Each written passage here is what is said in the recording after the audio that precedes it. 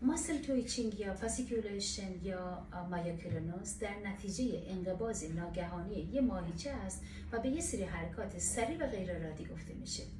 ماسل تویچینگ به شکل‌های مختلف خودش نشون میده، به صورت مرمور، سوزش، خارش، اسپاسم، درد. ماسل تویچینگ پلک پایین، ابرو، پیشانی و هر عضله‌ای از بدن رو میتونه درگیر کنه.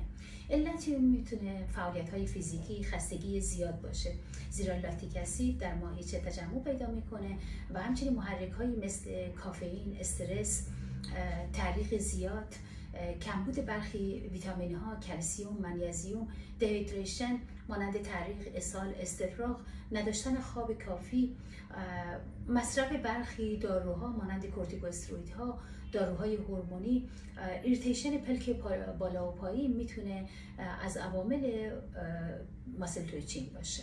اگه ماسل تویچینگ ادامه دار باشه، طولانی مدت بشه، ضعف عضله فرد پیدا کنه، اتروفی و تحلیل عضله پیدا کنه، نیاز به بررسی‌های بیشتری داره که بیماری‌هایی مثل اپیلپسی، تومور و یه سری بیماری‌ها باید بررسی بشه.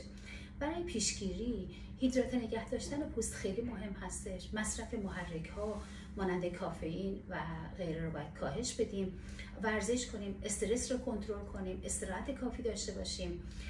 یکی از روش‌های درمان ماسل تویچینگ تزریق بوتاکس هستش. زمانی که بوتاکس رو به عضله تزریق میکنیم، اون سیگنال هایی که از مغز به ماهیچه فرستاده میشه و کار اون سیگنال هایی هستش که دستور انقباض عضله رو میده، رو با تزریق بوتاکس بلاک میکنیم که منجر به فلج شدن عضله انقباض شده میشه و در نتیجه موجب کاهش و حذف ماسل تویچینگ و حذف اسپاسم میشه. بوتاکس در واقع بر روی حرکات عضله تاثیر میذاره ولی روی حجم دهی عضله هیچ گونه تأثیری نداره.